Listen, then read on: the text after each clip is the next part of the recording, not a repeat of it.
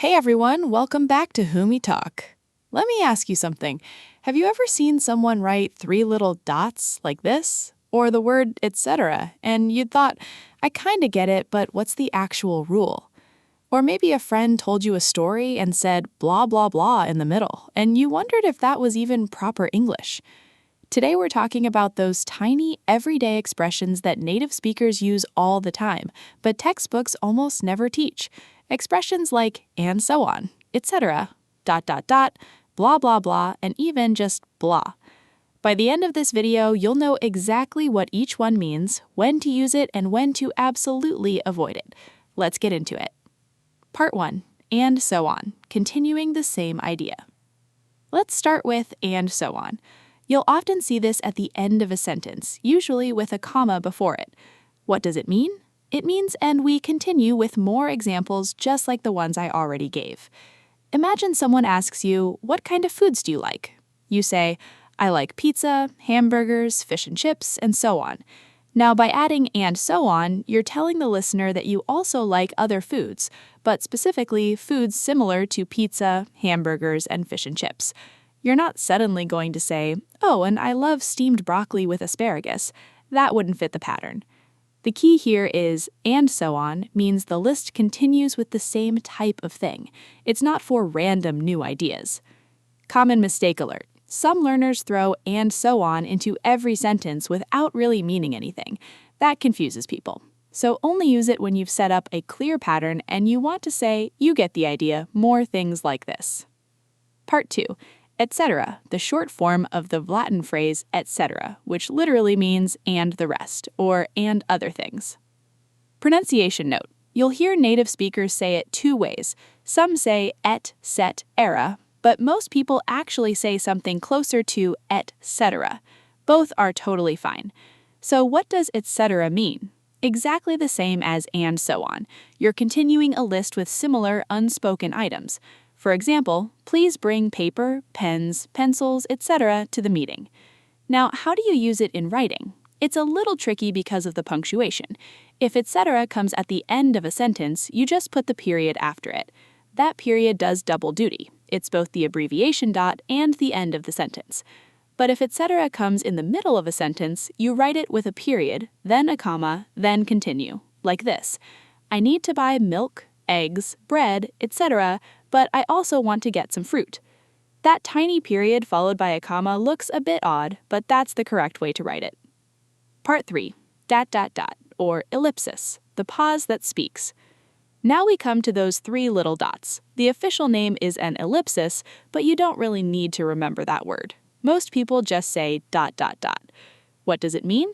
Just like and so on and etc., it can mean that the idea continues. In informal writing, instead of writing out a whole list, someone might just put 3 dots to save space, knowing you'll understand. But here's something important. 3 dots can also show a pause or hesitation. For example, in a conversation, what do you think about the new policy? Well, I think it has some good points, but... See how those dots show the person is thinking or hesitating? In writing, this creates a dramatic or thoughtful pause. Sometimes people even say dot dot dot out loud, usually to be dramatic or funny. You might hear it in movies. But in everyday speech, it's much more common to just pause. So in writing, an ellipsis can either mean and more of the same, or I'm thinking. Part 4. Blah blah blah, when the conversation gets boring.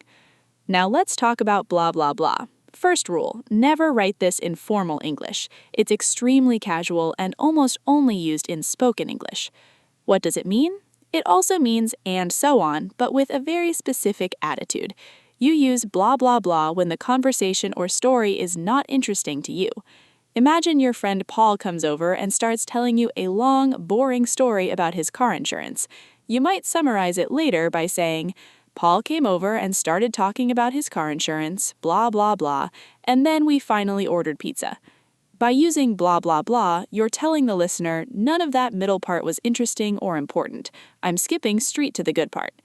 It's a way of fast-forwarding through boring details. So remember, and so on is neutral.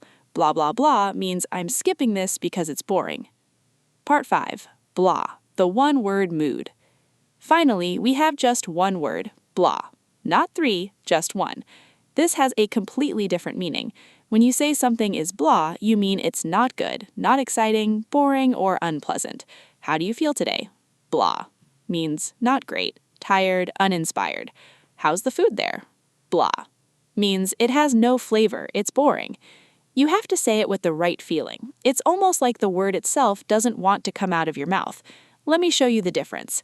If I say happy, my face goes up.